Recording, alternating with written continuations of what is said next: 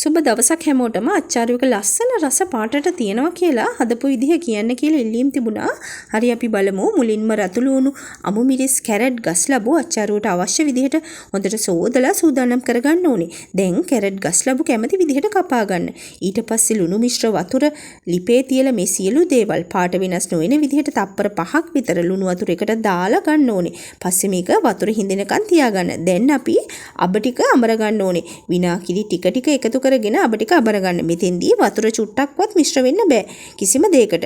ඊට පස්සේ මේ මිශ්‍රණයට ලුණු, කහ, සීනි චුට්ටක්, ගම්මිරිස් චුට්ටක්, තලාගත්ත මුරුංග පොත්තක්, තලාගත්ත වීලි ඉඟුරු කෑල්ලක්, කුරුඳු කෑල්ලක්, එනසල් ඇට දෙකක්, දෙහිවුෂ ටිකක් එකතු කරලා හොඳට කලවම් කරගන්න. දැන් මේ මිශ්‍රණයට හොඳටම තෙත හිඳුණු රතු ලුණු, පලාගත්ත අමු මිරිස්, කැරට්, ගස් ලැබු ටික එකතු කරලා අපිට මේක මැටි මුට්ටියකට දාගන්න පුළුවන්.